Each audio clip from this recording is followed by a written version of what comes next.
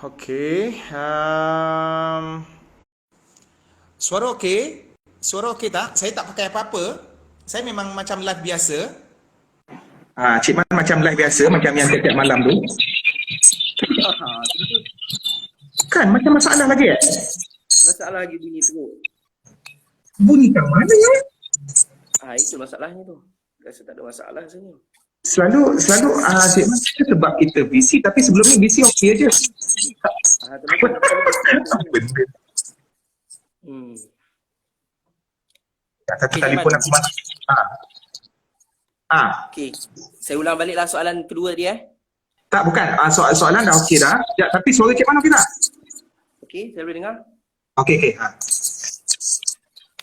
Okey, saya ulang balik soalan nombor 2 Okey, soalan nombor 2 tadi, ada sahabat saya bertanya, dia kata, kita orang ni orang muda, bila terlibat dengan kegiatan dakwah ni, kadang-kadang cabaran kita orang adalah daripada kawan-kawan kita sendiri. Kawan-kawan yang tak support kita. Kadang-kadang dia orang ni pula yang kritik kita, kata bajak alim lah, apalah, kau nak tegur orang tapi sebenarnya diri kau sendiri pun tak betul lagi. Tu cabaran yang kita orang tengah hadapi lah sekarang ni. Cuma boleh bagi apa tak, sikit nasihat lah ataupun kata-kata semangat sikit.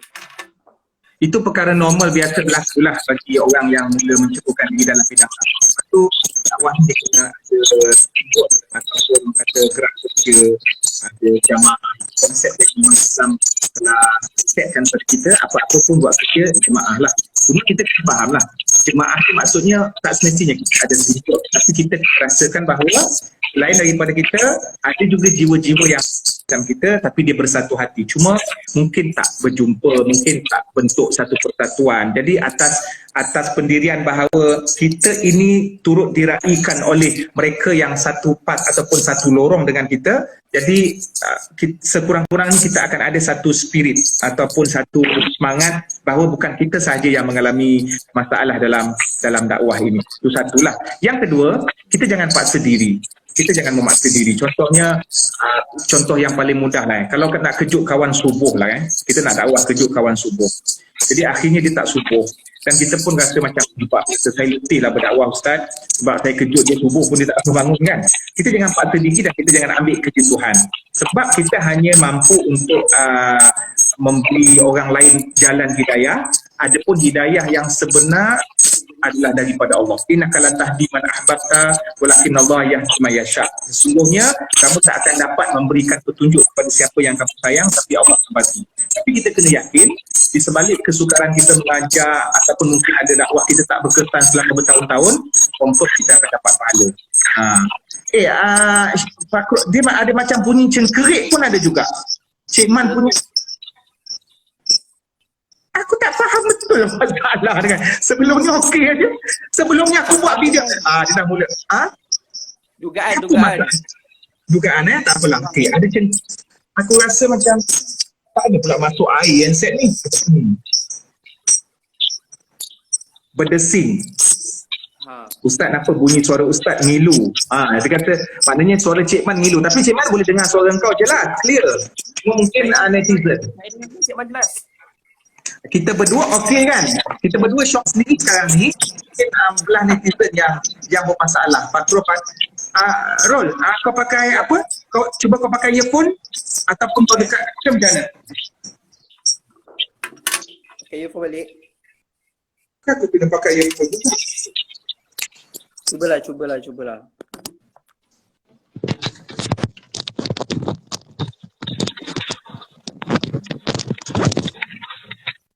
Tengah live. Kau dengar tak suara Cik Man? Cik Man Hello? Kau dengar? Dengar? Kau dengar tak? Hello, dengar? Dengar? Dengar Cik Man? Dengar? Dengar, okey. Oh, salah. Dah tak bunyi. Okey, tak apalah. Ya, Cik Man. Okey. Tapi, yang ni masalah tau. Ini beberapa minit aja sebab dia dah low battery. Aku lupa pula sebab aku biasa tak pakai ni. Tak apalah. Tawakal je. Tak apalah. Terus? Okay. Teruskan. Okay. So sekarang ni kita kena tajni niat betul-betul lah kan, dalam apa pun kita buat bukan nak dapat pujian lah, insyaAllah. Okay Cik Man, kita orang student, ahli RSY ni khususnya semuanya kebanyakan student lah. Jadi bila student ni kan Cik Man kan, kita bergaul dengan pelbagai kaum juga ada dan pelbagai agama. So kita sekarang ni, kita pun tahu Cik Man secara generalnya isu antara kaum dan antara agama ni benda yang agak sensitif lah sekarang ni. So saya nak tanya Cik Man, sebenarnya boleh tak Cik Man share cara-cara ataupun teladan yang Nabi Muhammad sallallahu alaihi wasallam tunjukkan kepada kita untuk berinteraksi dengan bukan muslim, kan? Cara yang betul, cara yang betul untuk berinteraksi dengan bukan muslim ni, Cik Man. Ada benda yang hak yang disepakati bersama kita sebagai manusia, kemanusiaan. Nabi sendiri pun, Nabi bukan saja hidup dalam masyarakat majmuk yang kita ni mungkin ada Cina, India, Iban, kadang orang asli tu normal biasa-biasa aja. Bahkan Nabi hidup dengan Yahudi. Di mana Yahudi ada satu nama orang kata sangat sensitif dalam dunia Islam. Nabi hidup dengan Yahudi, Nabi berdakwah dengan Yahudi, dan ada di kalangan sahabat Nabi Abdullah bin Salam masuk Islam, kemudian beriman dengan Nabi. Jadi dakwah Nabi itu lagi tough daripada kita lah. Dan kalau ikut pun dalam Quran Allah sebut, la yanhakumullahu 'anil ladzina lam yuqatilukum fid-din. Allah tidak melarang kamu untuk berbuat baik pada non-muslim yang tidak memerangi kamu dalam urusan agama. Maknanya ada benda yang kita sepakat bersama, iaitu hidup sebagai satu manusia, kelompok manusia, sebagaimana yang Allah sebut dalam ayat yang lain, ya ayyuhan nas inna khalaqnakum, wahai manusia. Allah tak sebut ya ayyuhallazina amanu. Allah sebut ya ayyuhan nas. Benda tu lebih general. Sebab ini adalah hak yang disepakati bersama. Maknanya non-muslim pun nak hidup, Yahudi pun nak hidup, Israel pun nak hidup, orang Islam pun nak hidup, ahli sunnah pun nak hidup, Syiah pun nak hidup. Ini kemanusiaan itu dulu, kemanusiaan. Jadi masa Nabi pun meraihkan dan menyantuni semua orang tak kira agama dalam batas-batas kemanusiaan, dalam urusan muamalat, dalam urusan jual beli. Ada satu rombongan delegasi daripada Kristian ataupun Nasrani yang minta izin ataupun yang datang ziarah Nabi, masa Nabi jemput dia masuk ke dalam Masjid Nabawi. Sampai macam tu sekali. Itu Masjid Nabawi lah, masjid yang kedua mulia di atas planet bumi ni. Dia sebagai kerangka dakwah Nabi. Dan Sayyidina Umar sendiri selepas kewafatan Nabi, dia sebagai khalifah. Dia memerintah. Dan dia memberikan satu jaminan kepada penduduk ahli kitab, iaitu Ilya di Baitul Maqdis, jaminan keselamatan bagi kampung kepada diorang dan juga kebebasan untuk diorang melaksanakan agama diorang berdasarkan syarat-syarat dan juga pantauan daripada khalifah sendiri. Dan Sayyidina Umar sebagai khalifah, Amirul Mukminin. Jadi benda ini adalah benda yang asas. Kita manusia, kita hidup, ada hubung kait sama manusia. Macam kita pun dekat Malaysia ni pun ada benda-benda yang kita minta tolong daripada non-muslim dalam soal jual beli seumpamanya. Itu dalam urusan-urusan hidup yang umum lah. Cuma dalam bab-bab ibadah, yang tu kita kena tahu. Maknanya ada benda yang kita kompromi dan ada benda yang kita tidak boleh kompromi. Okey, Cik Man. Jadi itulah benda. Cik Man, saya rasa Cik Man punya earphone dah nak habis tu. Yes. Kejap. Okay dah. Alright. Terus? Alright. Clear kot Cik Man. Okay. Okay Cik Man. Alright.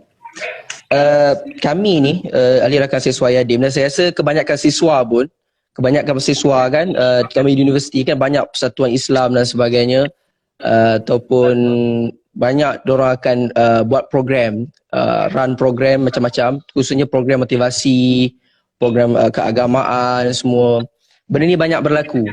Dan macam kami di Rakan Siswa Yadim pun ada banyak modul-modul program yang kami buat sepanjang tahun, melibatkan hampir seluruh negara jugalah, contohnya Gerbang Prasiswa and so on. Bila buat program ni, kami nak minta nasihat Cik Man sikit lah kan. Ada tak macam pantang larang ataupun benda yang boleh dan tak dibolehkan dalam kita nak buat program motivasi ni?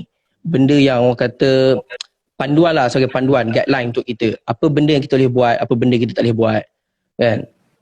Cik Man. Pertama sekali kita kena tahulah, itu Cik Man yakin dari segi sistem, dari segi orang kata teknikal itu rakan siswa yatim banyak pengalaman lah. Maksudnya dari sudut nak buat program, kita nak cari tempat kat mana, kemudian sasaran siapa, is okay, tak ada masalah. Yang kedua, yang paling penting antara perkara yang paling asas adalah ketika kita berinteraksi dengan sasaran kita, sasaran dakwah kita kena pastikan konten apa yang kita nak sampaikan kepada diorang. Itu benda yang paling asas. Cik Man, kalau ada jemputan, ada program, Cik Man akan tanya berapa orang audien, lelaki berapa, perempuan berapa, diorang ni siapa? Tak maknanya dari segi kita berbeza tau. Kita nak sampaikan ceramah dengan pelajar pengajian Islam, dengan pelajar yang daripada sekolah yang bermasalah, ataupun pelajar yang mungkin duduk luar bandar. Kita rasakan perbezaan ceramah sekolah yang selected, sekolah yang orang kata macam MRSM, sekolah-sekolah sains apa semua. Diorang ni agak dari segi pendedahan itulah berbanding dengan sekolah-sekolah yang biasa. Bukan kat sini ada diskriminasi tak, tapi kita mesti adil untuk memberikan nilai kepada diorang ataupun untuk memberikan satu laras bahasa supaya kita tak shock sendiri dari segi penyampaian.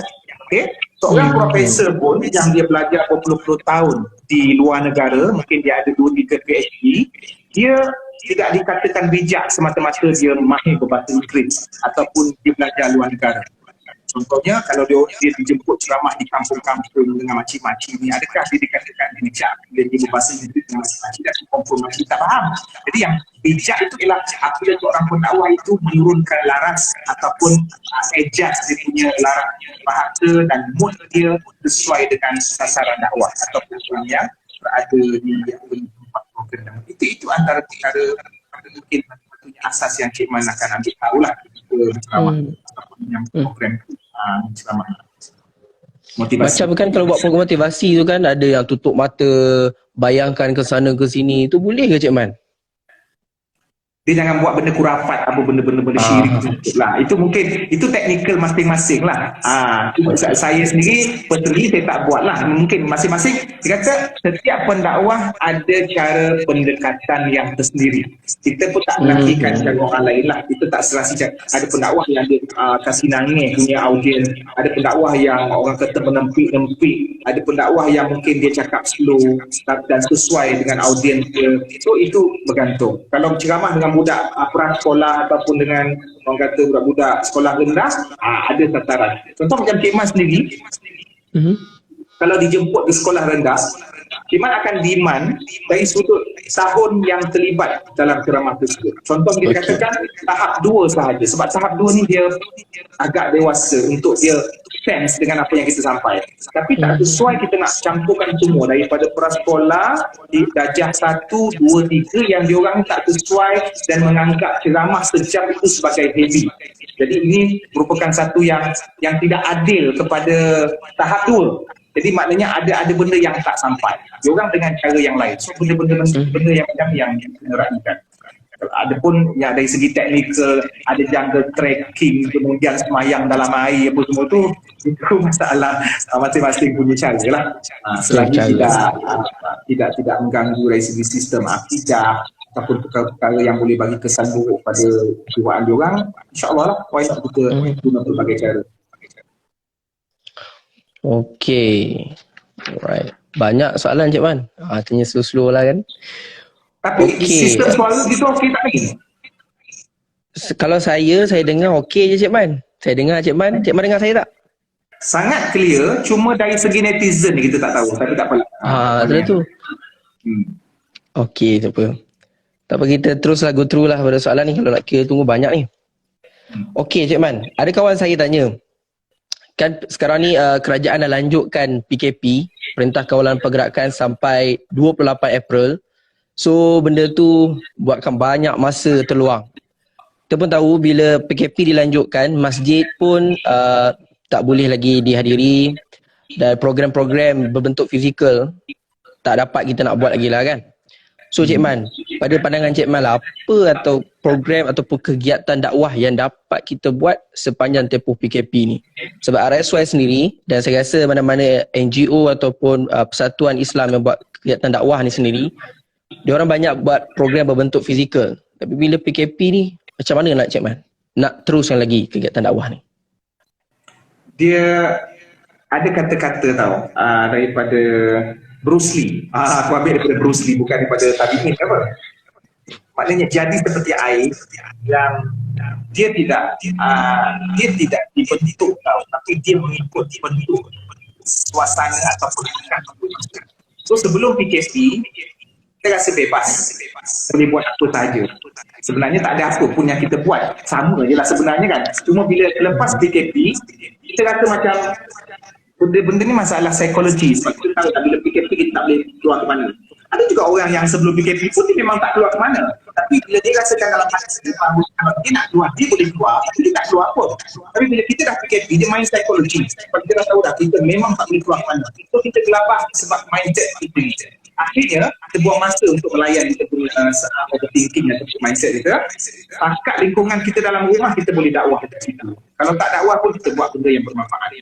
Contohnya, benda yang paling asas ialah Membaca kalau rumah tak ada buku, tapi mustahil lah rumah tak ada buku. Paling kurang pun Al-Quran. Kalau rumah tak ada Quran, kita tak tahu lah Allah Alam nak cakap apa. Yang kedua, membaca, masing-masing dah ada benda lah ni. Ni gadget kan, handset dah macam-macam dah mewah dah, bla bla bla. Bahkan dalam game pun dah boleh berdakwah dah. Sebab diorang ada sistem, diorang boleh komunikasi antara satu sama lain kan. Sebenarnya, alat sudah ada di tangan kita. Cuma nak tak nak saja. Yang selama ni kita mungkin salah guna alat tersebut. So bila berlaku PKP ni kita dah tahu, saya dah tak ada sumber kehidupan. Tak, kehidupan kita ada di gadget. Kemudian kalau tak sebut pasal gadget pun, antara hikmah-hikmah dan rahmat yang PKP ni, kita boleh bina hubungan yang selama ini jauh. Gadget selama ini menjauhkan hubungan kekeluargaan. Bila ada PKP, maka akhirnya walaupun kita dengan gadget, tak nak buka pintu nampak muka.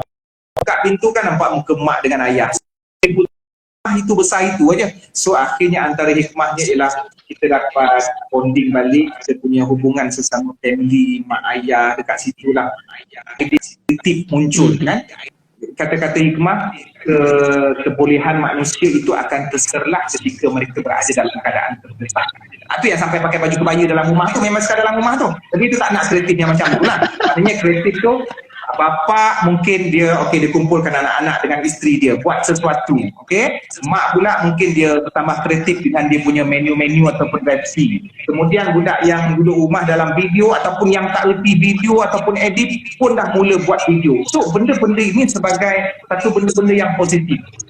Walaupun dia tak banyak, tapi sekurang-kurangnya ada. Akhirnya apabila ditakdirkan PKP berakhir besok ataupun apabila selesainya PKP, kita dah tahu dah experience yang kita dapat sepanjang PKP itu tadi, dia akan mendewasakan kita. Sebenarnya kita hidup macam biasa je. Okey Cik Man. Cik Man, bila PKP ni kan, orang banyak guna aplikasi Zoom, Google Meet, Hangout untuk buat orang kata usrah, meeting dan sebagainya lah. So kadang-kadang mungkin ikhtilat tu tak terjaga sikit Cik Man kan. Contoh bergurau ke apa ke. Ada tak sikit? Boleh Cik Man share tak sikit adab-adab bila kita menggunakan aplikasi online untuk buat kerja ni, meeting ke apa semua ni? Dia sama aja macam jumpa biasa depan-depan. Kadang-kadang kita nak kata dia bukan masalah Zoom, bukan masalah Skype apa semua, itu masalah sikap. Kalau jumpa depan-depan pun sama. Ikhtilat itu apabila berlakunya interaksi antara manusia dengan manusia, lelaki dengan lelaki, perempuan dengan perempuan, lelaki dengan perempuan. Jadi sebelum nak guna Skype ataupun orang kata IG live ke apa benda semua ni, kita waktu jumpa dekat kelas, dalam pejabat, tengok macam ni. So akhirnya perangai kita ketika jumpa depan-depan tu bawa sekali dalam Skype, bawa sekali dalam Zoom. Jadi isunya sama. Jadi perkaranya ialah macam mana kita betul-betul disiplin niat. Sekarang ni kau nak Skype untuk apa?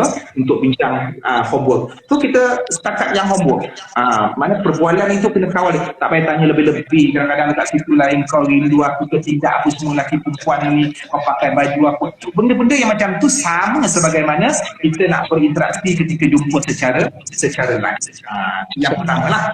Yang kedua, pastikan dari segi keselamatan sendiri pun baru isu tentang Zoom yang dikatakan ada problem. So kita kena pandai-pandai pilih dan gunakan aplikasi yang memberikan jaminan keselamatan lah kepada diri kita ataupun benda-benda yang bersifat pribadi. Dapat kalau saya kelas online Cik Man kan. Dapatlah tengok member pakai telekung. dah buat Zoom. Cuma sekarang ni ada macam-macam, ada Google apa semua. Okey, Cik Man.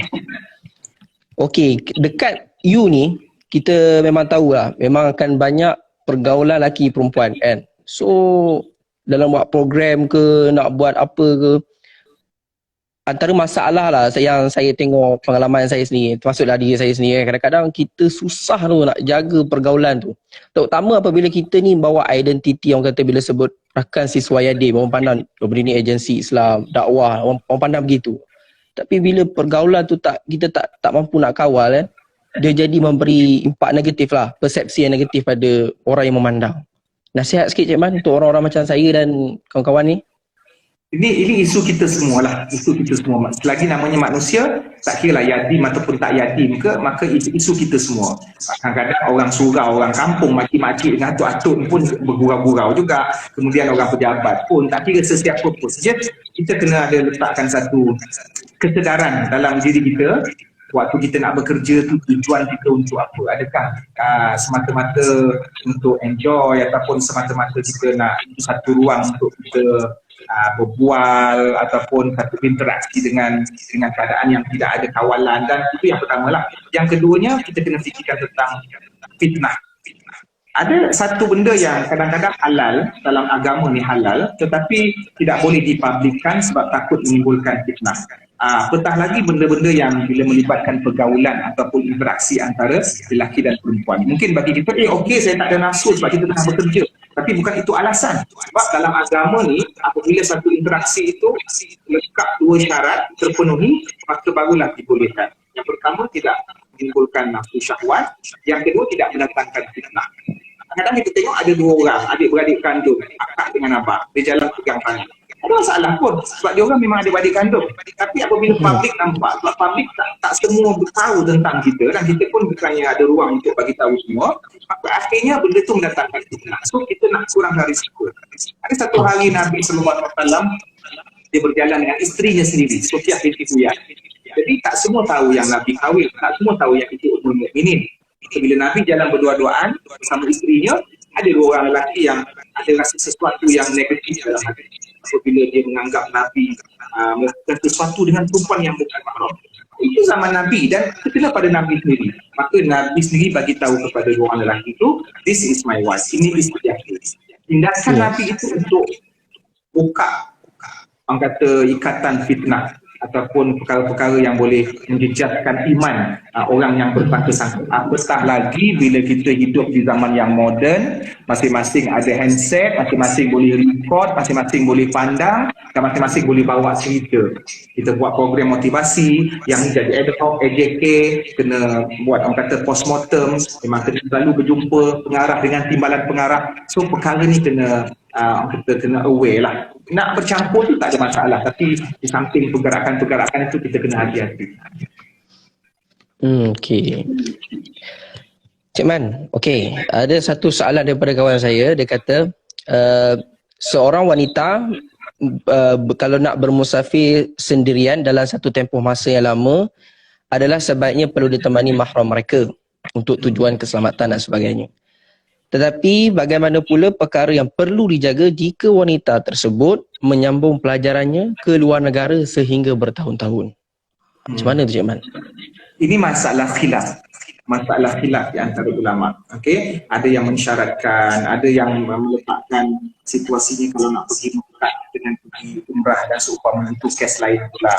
Semua kita tengok dalam Islam ni, salah satu daripada keistimewaan Islam ialah dia bersifat fleksibel dan memberikan rukhsah. Sebab tu ada banyak ataupun ada pelbagai mazhab yang dijadikan sebagai alternatif untuk kita memilih. Ada waktunya kita terpaksa pilih pendapat yang sahih, ada waktunya kita terpaksa pilih pendapat yang marjuh ataupun yang kurang tepat sebab tuntutan ketika itu. Jadi asasnya begitulah, kita keluar saja daripada rumah, maka dia merupakan satu sumber fitnah pada masyarakat. Jadi yang menutup fitnah dia tu ialah lelaki-lelaki yang menjaga dia, mahram, kan? Dia walinya, bapa. Kemudian dia dah kahwin, takluk kepada suami. Tapi akhirnya zaman berubah. Okey? Zaman berubah. Zaman dulu seorang wanita yang berjalan dekat padang pasir seorang diri dengan orang kata jangkaan-jangkaan jenayah, kemudian jangkaan terpalit dengan fitnah. Kita ambil muhasabah dan iktibar dengan apa yang berlaku dengan Aisyah radhiyallahu anha dalam hadithul ifki, iaitu dalam peristiwa fitnah. Tapi akhirnya kemudian Allah membersihkan nama Aisyah dengan turunnya ayat Quran. So itu berlaku pada ummul mukminin, pada wanita yang paling dicintai oleh Nabi SAW. Sekarang tengah viral lagu diorang tukar lirik Aisyah tu kan. Okey, itu satu. So zaman sekarang apatah lagi fitnah. Cuma kita tengok dalam kemodenan zaman ini, lelaki dan perempuan pun sama-sama naik ataupun sama-sama bangun untuk bekerja, diorang keluar rumah, and then pergerakan kita dari satu tempat ke satu tempat pun setiap platform itu ada dia punya unsur-unsur keselamatan. Contoh daripada rumah ke airport, kita ada Grab, ada kawalan dekat situ, ataupun ada taksi ke, ada kenderaan awam. Kemudian sampai dekat airport, nak pergi ke Mesir, sambung belajar ke Moskow ke Madinah ke, ada dia punya sistem, ada kru anak kapal dalam keadaan yang ramai. Jadi suasana yang boleh dipercayai itu memberikan jaminan keselamatan. Sampai dekat airport negara yang dia nak belajar tu, ada yayasan ataupun ada NGO yang akan menyambut. Kemudian mereka akan ditempatkan. So benda-benda ni semua yang berlaku pada zaman moden, maka memungkinkan untuk kita memilih pendapat dan kelonggaran bagi perempuan itu untuk bermusafir sendiri. Dia bukan bermusafir sendiri, tetapi bersama tim dia yang boleh dipercayai. Dia akan datang bersama yayasan, maka dia boleh. Selain daripada tuntutan-tuntutan ilmu yang akan dia dapat, yang membolehkan, yang akhirnya memberikan sumbangan kepada masyarakat. Okay. Alright. Jelas lah tu Cik Man ya. Okey, yang seterusnya Cik Man. Banyak betul soalan ni. Saya bila nak live dengan Cik Man ni, saya cakap ke kawan-kawan saya kata saya nak kumpul soalan. Saya target dalam 10-20 soalan. Sekali datang tu banyak Cik Man, jadi saya kena select satu-satu dulu yang mana yang paling okey kan. Alright. Okey, ada kawan saya tanya. Saya tinggal dengan sepupu-sepupu saya dalam satu rumah disebabkan ayah dia yang baru meninggal beberapa bulan yang lepas. Jadi kami ambil mereka untuk tinggal bersama dengan kami. Yang menjadi masalah adalah berkenaan dengan aurat saya dengan sepupu-sepupu saya yang ada ketika ini berumur 12 tahun dan ke bawah, masih budak lagi lah. Adakah saya perlu menutup aurat di dalam rumah? Cik Man. Dia sepupu, kalau bukan sepupu lah, kalau lain jantina, salah seorangnya belum akil balik ke bawah, yang budak kecil tak ada masalah. Tapi jangan sepupu dia tua bangka, tapi takkan sepupu tua bangka duduk kat situ. Jadi maknanya kalau sudah akil balik, memang dia kena tutup aurat. Itu nak tak nak, memang itulah dia punya sistem lah, kita kena atur lah. Mungkin ada kelepasan yang tertentu, contohnya macam dia kerja dekat dapur. Dan kalau dia dah kerja dekat dapur, masak, sepupu dia lelaki, takkan nak menunggu dekat dapur kan. Mesti dia ada bilik yang khusus. So pandai-pandailah dia orang modify suasana rumah tu untuk dalam tempoh yang tertentu. Sebab setiap kali kita nak buat sesuatu, setiap kali kita nak ambil satu keuntungan untuk ramai keluarga, sudah pasti ada risiko yang kita tanggung. So kat sini main tali-tali lah. Kalau nak enjoy ramai-ramai, boleh, tak ada masalah rasa keluarga besar. Tapi ada batasan-batasan yang perlu. Tapi kalau sepupu dia jenis yang kecil-kecil, so dimaafkan. Dimaafkan lah. Yes. Risau lah ni. Alright. Ustaz. Okay. Ustaz, apa hukum orang yang mencarut kepada orang yang redha menerimanya? Okay, maksudnya dia mencarut pada kawan dia tu redha lah, dia dipanggil sebegitu. Contohnya satu perkataan kan. Okay, dia panggil kat kawan dia redha dengan panggilan tu panggilan yang buruk. Tu carut. Tu macam mana Ustaz? Ni banyak berlaku dalam kawan-kawan kita kan. Tak, dia bukan budak-budak, selalu budak lelaki lah. Budak lelaki yang jenis yang BFF ni, ada perkataan tu kalau tak sebut dia rasa tak rapat. Tak sebut dia tak rapat, rasa macam fake kan, merasa mengada-ngada, tak nak skema-skema. Tapi akhirnya yelah, nak kata skema tak skema, nilai rapat tu bukan bergantung kepada perkataan, bukan bergantung kepada apa yang disebut, tapi bergantung kepada sejauh mana kita betul-betul ikut sunnah. Dalam Quran sebut wala tanabazu bil alqab, janganlah kamu memberikan gelaran-gelaran yang buruk. Itu satu, maknanya kita tak boleh. Yang kedua, tidak boleh redha kepada kemungkaran. So contoh macam isu riba lah kan. Okey, awak lambat bayar, saya syaratkan awak bayar lebih daripada apa yang awak kerja. Kemudian yang kena bayar lebih tu dia kata tak apa, saya redha. Jadi ini redha kepada mak bayan. Maka tak boleh lah. Bagaimana seorang suami dia tak cinta isterinya berpiknik ataupun bermusafir dengan lelaki lain ataupun bermanja bermesra dengan lelaki lain. Isteri dia dengan suami dia kausing. So tak boleh redha terhadap maksiat. Cuma kadang-kadang ada istilah-istilah yang tertentu yang nak menunjukkan rapat itu, pastikan benda itu tidak, orang kata tidak di masyarakat tidak terlalu jelek lah. Kadang-kadang ada yang memanggil nama haiwan, contohnya bagi nama haiwan kepada sahabat dia.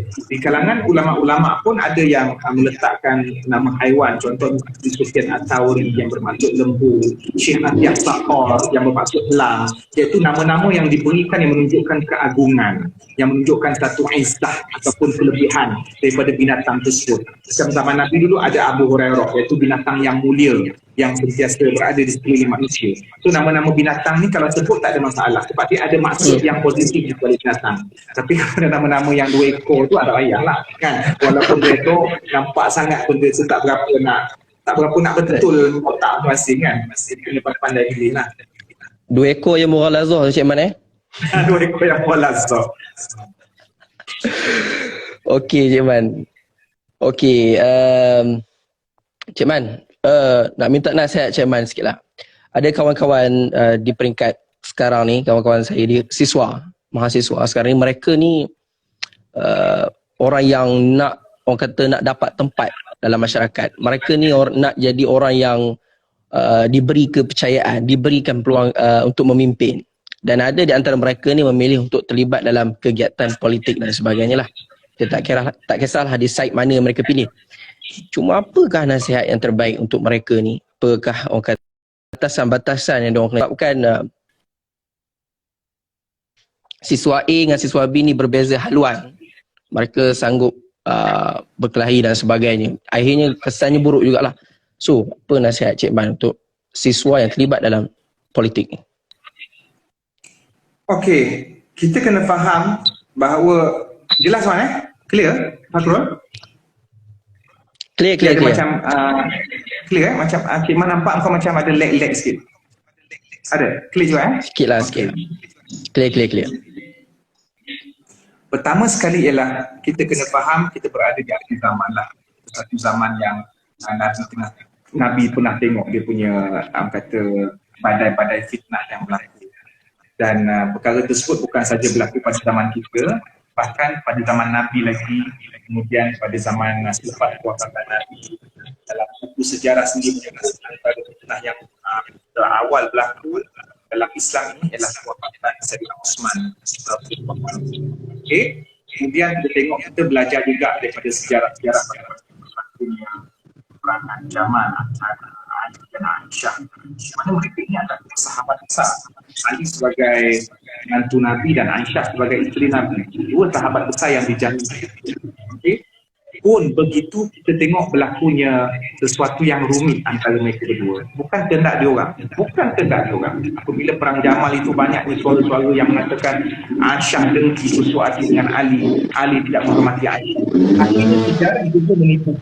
Setelah kita tengok balik kaji daripada riwayat yang sahih daripada orang-orang yang boleh kita percayai, berlakunya pertempuran antara pasukan ataupun blok Aisyah dengan Ali bukan daripada kehendak mereka, tapi daripada siapa? Berpunca daripada orang yang ketiga, iaitu provokator ataupun provokator. So kita dekat dalam dunia ni, dalam dunia sekarang ini, kita ada dunia maya, internet, media sosial. Kemudian kita mungkin ada jumpa secara live di parlimen ke di mana-mana untuk membincangkan apa yang kita terlibat. Contohnya kalau politik adalah tempat berpencak silat. Kalau dalam program motivasi adalah gelanggang dia. Jadi di tempat-tempat itu kita kena pastikan kita boleh kawal ataupun manage penglibatan kita agar tidak memberi ruang kepada pihak-pihak yang ketiga, keempat, kelima ini untuk mengapi-apikan situasi. Politik adalah sesuatu yang sihat. Nabi seorang ahli pentadbiran. Nabi adalah politikus yang terunggul. Selepas dia diberikan kepada Abu Bakar. Selepas Abu Bakar diberikan kepada Omar. Dan mereka ni semua berlaku perbezaan pendapat. Pada zaman Sayyidina Abu Bakar sebelum dilantik menjadi khalifah, masing-masing dah lobby pasukan masing-masing. ada grup-grup yang nak lobby naik ni naik. Tapi apa yang menyelamatkan diorang? Keimanan dan kejujuran dan niat diorang. Maknanya ini calon saya. Tetapi calon saya tak menang. Yang menang calon daripada pasukan awak. Tetapi saya bayar. Sebab apa? Yang penting calon awak menjadi pemimpin untuk kita semua yang akan melaksanakan tuntutan ataupun objektif kehidupan bermasyarakat. Poin ini. Tapi kalau tak ada, masing-masing nak naikkan calon, ada kepentingan masing-masing. Kalau calon dia naik akan memberikan kepentingan peribadi pada dia, maka tak dapat kita nak satukan suara. Nak kira daripada apa pun. Sebenarnya parti-parti politik ataupun kumpulan-kumpulan yang berbeza kalau memahami hakikat ini, masing-masing orang kata saling bekerjasama, tak kira siapa pun yang naik, insyaAllah bagaimana yang pernah ditunjukkan oleh kita belajar daripada Sirah saja sudah cukup. Sebab apa kita belajar daripada Sirah? Sebab mereka adalah kelompok yang terbaik yang pernah menghadapi mihnah dan tribulasi ini, dan mereka ada alat-alat ataupun senjata yang mereka gunakan untuk manage supaya dia kembali balik kepada normal. Sebab tu Nabi kata dalam satu hadis yang orang kata boleh jadikan panduan kepada kita di zaman fitnah ni, sama ada kita bercakap pun orang kritik, kita diam pun orang kritik, so kita ambil perkara yang paling kurang risiko. Irtikab akhafid dararain, iaitu melaksanakan sesuatu yang mudaratnya kecil. Sebab zaman fitnah ni Fatul dan semua, kita buat serba tak kena. Komen dekat dalam ruangan komen pun timbul fitnah, kita tak komen. Ustaz ataupun golongan pendakwah, kalau kita komen kata ustaz ni keras sangat, tak komen pun ustaz ni syaitan lisil, macam redo je, macam okey je. Akhirnya pilihan yang paling mudah mungkin kita diam. Man kana yu'minu billahi wal yaumil akhir falyaqul khairan aw liyasmut. Siapa yang beriman dengan Allah dan hari akhirat, taklah dia berkata yang baik ataupun diam. So Nabi dah bagi garis-garis panduan. Dan akhirnya bila kita memilih satu pendirian, kita serahkan. Sebab Allah tahu niat kita. Kita berusaha untuk mengurangkan risiko. Okey, Cik Man. Okey, ni kawan saya tanya ni. Ini soalan saya rasa ni sangat tepat lah kot untuk semua siswa sekali lah kan. Apa hukum mahasiswa bercinta masa belajar? Ada pula mak ayah bagi duit belanja kepada pelajar untuk belajar, tapi dia guna duit tu untuk belanja pakwa atau makwa dia orang pula. Cik Man, macam mana tu Cik Man? Aku kalau sekolah menengah memang kena sembuh lah tak kalau budak-budak sekolah menengah. Tapi bila siswa ni dia level dia mungkin beza sikit daripada sekolah menengah lah. Mungkin dia berada dalam satu lingkungan umur yang dia standby, bila-bila masa pun dia mungkin akan berkahwin, akan nikah. So kelonggaran itu diberikan berbanding kawalan yang dikenakan ke atas budak-budak sekolah menengah. Apatah lagi. Tapi aku pernah jumpa orang yang darjah 6 pun couple. Darjah 6 pun couple. Bila tanya balik adik start couple bila? Darjah 4 pun couple. Benda-benda macam tu dalam zaman sekarang dia orang terdedah dengan internet, dia orang terdedah dengan drama-drama Korean ke drama Melayu ke orang putih dan seumpamanya, itu cerita lain lah. Tapi apabila dah siswa ni dia sudah berada dalam satu tahap ataupun satu tingkat yang dia orang ini matang, so dia orang kena bertindak ataupun bersikap sesuai dengan title dia orang sebagai siswa. Maksudnya segala tindak ambil itu mesti profesional. Okey, kamu bercinta atas dasar apa? Adakah sama alasan kamu bercinta sama macam masa sekolah rendah tu? Sekolah rendah tu bercinta sebab mungkin boring ataupun tengok kenapa kau couple. Satu kelas dah couple, takkan satu orang tinggal kan kena kecam kan. Forever alone. So dia tak sama level bercinta zaman sekolah tu dengan level cinta masa siswa. Kita tanya budak siswa, kenapa kau bercinta? Sebab saya sudah nampak masa depan saya ataupun tulang belakang, tulang rusuk, batang pinang apa semua tu lah. Pandailah alasan. Atau yang penting serius. Yang penting serius. Saya sudah bersedia untuk menghadapi rumah tangga dan seumpamanya. Tapi ikut saluran yang betul lah. Dan jangan sampai mencederakan diri sendiri. Jangan sampai mencederakan. Bila kita sebut bercinta, komitmen yang paling penting adalah kesetiaan ataupun rasa jujur. nak bayar dah sampai nak belanja. Awak tak belanja saya pun pula, aku kena mengena pula dengan dia poket orang tu kan. Dia pun dapat BTPTN tak tahu bayar ke tidak, kemudian nak menanggung dia nak tahu orang. Lepas tu mak ayah pun sampai semput nak bagi nak sponsor. Masing-masing belum bekerja. So dua-dua pasangan kena mention ataupun kena masak. So penderitaan itu risikonya kalau nak bercinta awal zaman muda ataupun sebelum kahwin nak bercinta awal. So risiko yang kena tanggung ialah mungkin kena bersusah payah. Dia bukan nak bercinta seronok belanja apa pun, nak mengharapkan orang ni sponsor sekian iPhone apa semua. Yang tu isah, jangan mimpi lah. Maknanya kena juga pengorbanan daripada kedua belah pihak. Kalau ada jodoh, ada. So benda-benda ini, cabaran ini dia menguji kesetiaan dan kejujuran seseorang. Itu je lah. Apa tujuan kau bercinta itu? Tulang batang pinang. Aduh, marah Cik Man. Kecuali kalau ada keluarga yang kau tim untuk kahwin awal. Tapi kalau kahwin awal masa belajar pun ada pengorbanan yang kena dibuat. Tak boleh duduk bersama, isteri tak dapat laksanakan tanggungjawab, suami tak boleh bagi nafkah. Yang kita panggil nikah ketebang. Ataupun orang kata nikah gantung. Jadi masing-masing pandai sesuaikan diri. Buat keputusan sesuai dengan situasi. Okey. Okey Cik Man. Sekarang PKP kan dilanjutkan dan kalau tak silap saya baru semalam KPT, Kementerian Pengajian Tinggi, dia dah keluarkan surat yang dia tak akan untuk usaha bawa balik pelajar tu mungkin akan dilupakan lah. So maksudnya lebih kurang 80,000 rakan-rakan siswa yang berada di IPT sekarang ni akan terus berada sehingga PKP ataupun keadaan kembali pulih lah. So Cik Man, ada kawan-kawan saya sekarang ni mereka berada di IPT, kadang-kadang diorang WhatsApp, diorang call, diorang berada dalam keadaan yang cukup tertekan. Kadang tu Cik Man, diorang ni duduk satu floor tu satu orang 2 orang. Ya, jadi memang diorang ni mereput habis lah. Jadi ada keadaan tu diorang jadi rasa macam tertekan sikit kan. Jadi disebabkan mereka dalam keadaan macam ni Cik Man, macam mana, apa nasihat Cik Man untuk diorang kalau ada yang tengok sekarang ni, dan untuk mereka yang terpaksa lagi berada di IPT sehingga keadaan kembali pulih, apa nasihat Cik Man untuk mereka khususnya? Okey,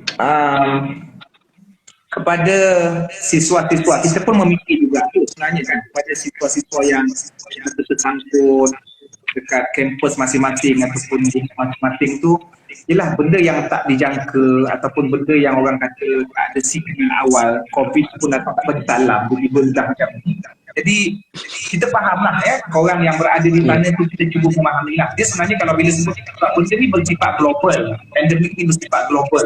Kat mana orang yang dia sedang berada kemudian keluar arahan PKP, dia memang stuck dekat situ. Kalau kau hutan lah diamnya kan. So benda-benda yang macam tu. Cuma mungkin ada keistimewaan bagi sesetengah orang yang tempat di kampung bersama keluarga. Apapun kepada adik-adik yang tersangkut di kampus ataupun di U, ini kekuatan yang Allah nak bagi pada kita melalui ujian-ujian yang tertentu lah. Kita pun kelebihan yang kita ada ni daripada segi rezeki keimanan, di mana kita pun faham kehendak Al-Quran. Allah sebut la yukallifullahu nafsan illa wus'aha ma kasabat. Allah tidak akan membebankan kamu kecuali apa yang kamu mampu buat. Itu perkara pertama lah. Dan yang kedua, Cik Man nak kongsi hadis Nabi SAW tentang sikap para orang yang beriman ini, iaitu ajaban li amril mu'min, inna amrahu kullahu khair. Sesungguhnya setiap urusan hidup seorang yang beriman itu seharian 24 jam ataupun sepanjang dia hidup, semuanya bersifat positif ataupun bersifat baik.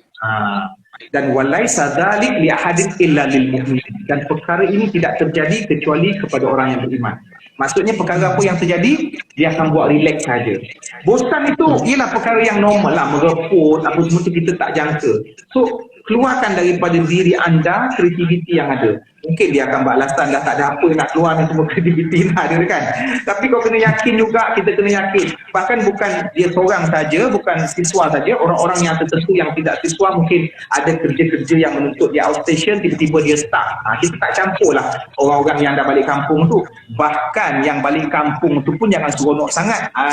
Besok kau seronok mentang-mentang kau dengan mak bapak, besok jadi bangkai hidup nak melayan kau makan, hanggang, lepas tu kau tak ada tolong apa-apa. Jadi benda-benda ni semua pro kontra kan. Orang yang duduk di tempat you ataupun yang terperangkap di kampus, dia akan rasa tertekan, tapi Allah akan kurniakan dia kekuatan supaya dia fikir apa perkara yang paling tepat. Sebab tu kita kena tengok balik ulama-ulama yang di penjara. Kita duduk dalam kampus ataupun dalam rumah sewa, adalah ruang. Ada di kalangan ulama yang dipenjarakan. Ada yang diletak di dalam prigi tapi dia dapat menghasilkan karya-karya ada. Kalau nak tengok yang paling terbaru ataupun ulama yang mati hidup, Syekh Yusuf Al-Qaradawi. Bertahun-tahun dipenjarakan, kemudian menghasilkan karya dia.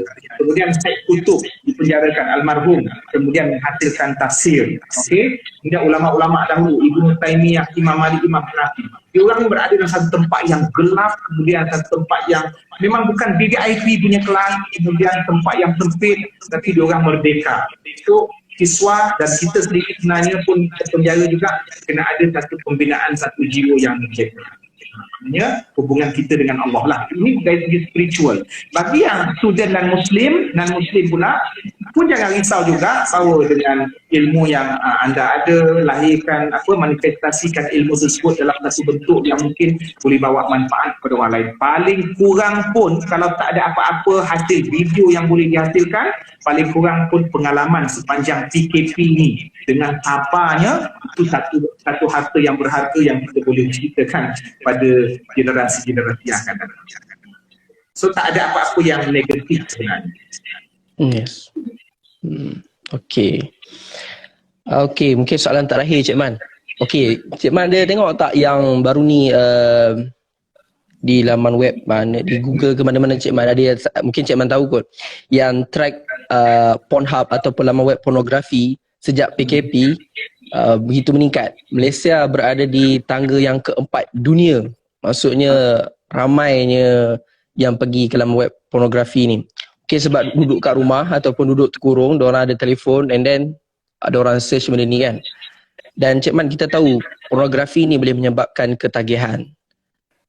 Apa nasihat agama untuk mereka yang sering menonton pornografi atau mempunyai ketagihan? Dan juga sedikitlah nasihat Cik Man juga kepada lelaki-lelaki ni yang kononnya tidak boleh, apa orang kata, nafsu, tak nak mengawal nafsu ni. Apa nasihat Cik Man? Yelah, kalau yang bawa akad nikah tu selesai lah masalah kan. Tu yang saya kata, yang tak boleh akad nikah dia. Tahu semua tu. Tapi nak buat macam mana? Pejabat agama tutup. Nunggu je lah kat situ lah. Lepas PKP baru selesai. Dia kembali balik pada sini lah. Pada agama, pada sini, kemudian pada psikologi lah. Dan Muslim ataupun yang Muslim pun disepakat benda-benda yang bau negatif ini perlu dielakkan. So, dekatkan pada agama. Dia nak tak nak, dia bukan saja sebab PKP. Kalau tak PKP pun, orang kata kalau kita tak mendisiplinkan diri kita pun, benda tu sama juga akan berlaku lah. Cuma dalam lingkungan ataupun dalam space yang agak sempit itu, kalau ada perkara-perkara yang kita boleh buat untuk menyibukkan diri kita sampai kita akan orang kata tak fikir pasal benda-benda tu, maka cubalah buat. Sebab kita katakan antara perkara yang dapat elakkan ni, jangan duduk seorang, ataupun kalau terpaksa duduk seorang, jangan orang kata jangan lapang sangat masa tu. Kena ada perkara-perkara yang menyibukkan. Maka sebab tu kita yang netizen ataupun individu dalam masyarakat memang sangat-sangat digalakkan. Dia sendiri pun sangat menggalakkan supaya kita buat pelbagai challenge. Challenge ni maksudnya perkara-perkara yang bermanfaat supaya nanti orang-orang yang duduk seorang-seorang ni ataupun yang diseparate ketika PKP ni boleh menyambut challenge tersebut. Paling-paling pun main game lah kan. Walaupun dalam satu masa main game tu dianggap sebagai negatif. Itu ketika di luar PKP sebab banyak lagi kerja-kerja pejabat atau kerja homework yang kau kena buat.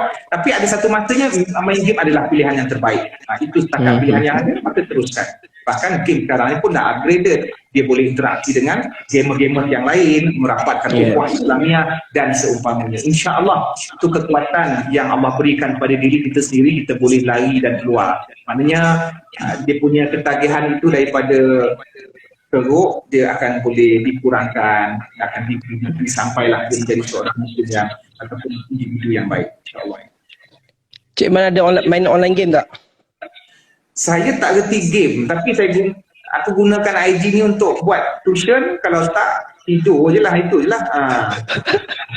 Banyak online dengan individu-individu lah. Individu lah. Okey. Okey Cik Man, ada saya tengok banyak ni. Satu soalan lah last, sebab kita sekarang ni pun dah nak dekat bulan puasa. Sekarang ni pun hari ni dah 13 April, lebih kurang lebih 10 hari lagi kot kita nak hampir ke bulan puasa kan. So Cik Man, apakah persediaan, boleh tak Cik Man share sikit persediaan untuk kita semua menghadapi bulan Ramadan dalam keadaan KP sekarang ni Cik Man?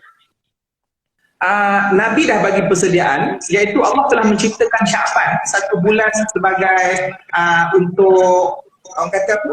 Untuk tekan dia. Kita kalau kita tiba-tiba jumpa satu Ramadan, kita akan berpengajian. Kita kata dia gastrik lah, apa benda lah kan. Sebab tu adanya Syaban ni, dan Nabi paling banyak berpuasa pada bulan Syaban.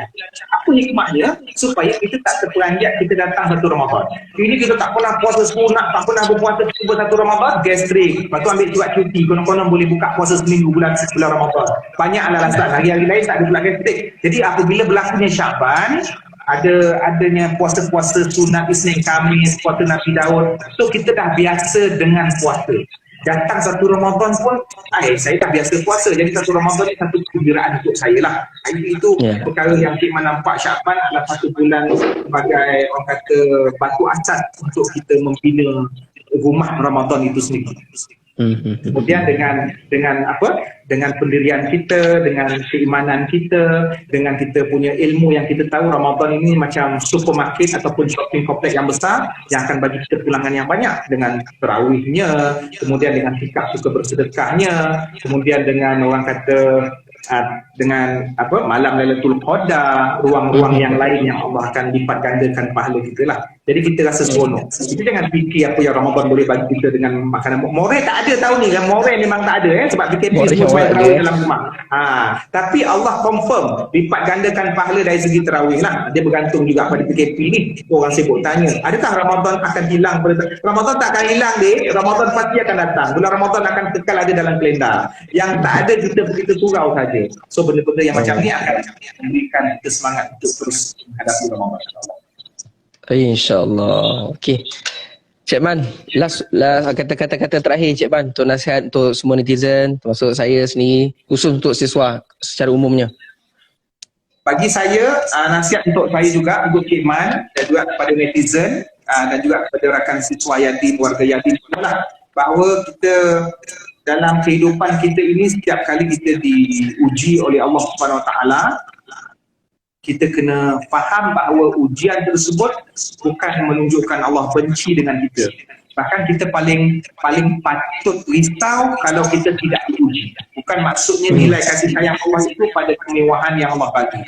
Fir'aun dengan Qarun adalah dua tokoh manusia yang tidak pernah sakit, yang tidak pernah diuji dengan kemiskinan, tetapi artinya kemewahan ataupun kelebihan yang mereka ada, kebebasan yang mereka tak pernah PKP ini menjadikan diorang orang kata klaim diri diorang sebagai Tuhan ataupun diorang keluar daripada landasan-landasan yang sebenar. Jadi mungkin kita rasa tekanan dengan PKP, kemudian dengan bazarnya tak ada, mungkin kita tertekan dengan kita sebagai seorang siswa yang single dan seumpamanya, tapi benda-benda itu akan mendewasakan kita lah. Itu yang pertama. Dan yang kedua, setiap kali kita menghadapi ujian ataupun kita rasa hidup kita berat, kita mesti yakin bahawa di sana ada orang lain yang hidup dia lebih dahsyat daripada kita. Cuba bayangkan bagaimana penduduk di Syria yang sangat bernasib malam, bagaimana penduduk Palestin yang sangat bernasib malam, tapi mereka masih sudi untuk angkat tangan mendoakan kesejahteraan umat Islam di Malaysia ataupun mendoakan kesejahteraan umat Islam di negara-negara bebas yang lain. Sebab apa? Sebab mereka bebas dalam jiwa mereka. Mereka sangat merdeka dalam diri mereka berbanding orang yang mungkin boleh keluar rumah tapi dibelenggu oleh tekanan-tekanan ataupun kehendak-kehendak yang tidak boleh ditawar. So, kata kunci ini adalah jiwa. Ala bidzikrillah kita ketahuilah dengan mengingati Allah, iaitu makanan jiwa, nanti kita akan menjadi tenang, insyaAllah. InsyaAllah. Terima kasih Cik Man sudi berkongsi dengan saya dan rakan-rakan, khususnya daripada rakan siswa Yadim dan semua netizen yang menonton kita pada petang ni. Terima kasih juga untuk siswa Yadim, pihak daripada Yadim sendiri sebab bagi ruang untuk kita saling berkomunikasi dalam IG Live. InsyaAllah harap-harap ada masa lagi di masa akan datang pun kita dapat bekerjasama lagi. Cik Man, ada sahabat saya minta Cik Man tolong doakan sikit. Boleh tak baca doa sebelum live kita ditamatkan ni? Okay, bismillahirrahmanirrahim. Alhamdulillahirabbil alamin wassalatu wassalamu ala asyrafil anbiya'i wal mursalin wa ala alihi wa sahbihi ajmain. Allahumma ighfir lana dzunubana wa liwalidina warhamhum kama rabbawna shighara wa li jami'il muslimina wal muslimat wal mu'minina wal mu'minat al ahya'i minhum wal amwat. Allahumma inna nas'aluka salamatan fid din wa afiyatan fil jasad wa ziyadatan fil ilmi wa barakatan fil rizqi wa taubatan qabla al maut wa rahmatan 'inda al maut wa maghfiratan ba'da al maut. Allahumma hawwin 'alaina fi sakaratil maut wa najatan minan nar wal 'afwa 'inda al hisab.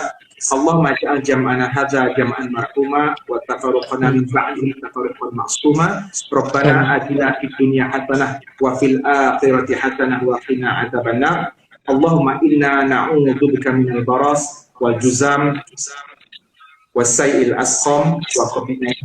Wa sallallahu ala sayyidina Muhammad wa ala alihi wa sahbihi ajma'in walhamdulillahirabbil alamin. Amin rabbal alamin. Okay, terima kasih Cik Man. Assalamualaikum. Waalaikumsalam. Jumpa nanti kat Kuala Pilah kan tempat PKP insya-Allah. Okey, insya-Allah.